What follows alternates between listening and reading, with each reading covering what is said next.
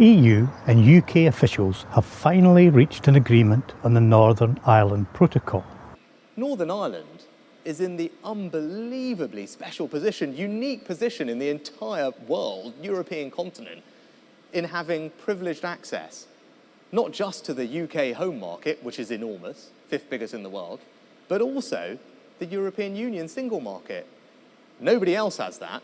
This means that Northern Ireland has a big advantage over every other part of the UK in this supposed union of equals, and SNP leader Stephen Flynn took the Prime Minister to task over it. Can the Prime Minister just clarify why Scotland is at a significant disadvantage in that regard on his watch? And does he not agree with me that the only way for Scotland to have access to the single market, the only way for Scotland to have access to the customs union, the only way for Scotland to rejoin the European Union is to rid itself of Westminster? On a personal note, I'm very grateful to my colleague Dr. Whitford, who covered the Opposition Day debate on NHS Workforce Expansion for me while I was undergoing surgery and unable to attend Parliament. The government is keen to wave about the independent pay review body when it suits it, but somehow to ignore it when it doesn't. Nurses in Scotland were already being paid between £1,300 and £2,500 more than nurses in the rest of the UK.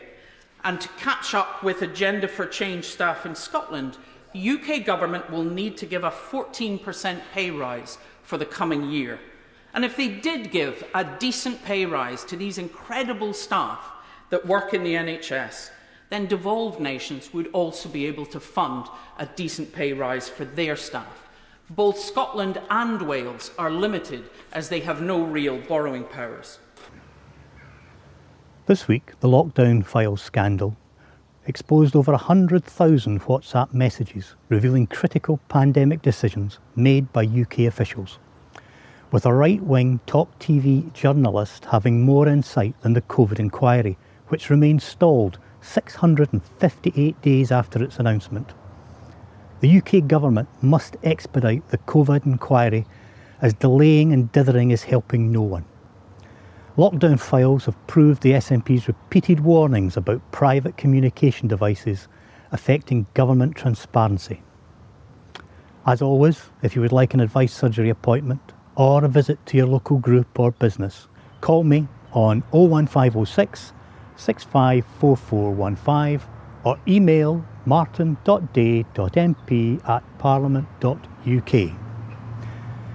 Until next week, stay safe out there, and don't forget to like, comment and subscribe to the channel, and please share this video with your friends and family.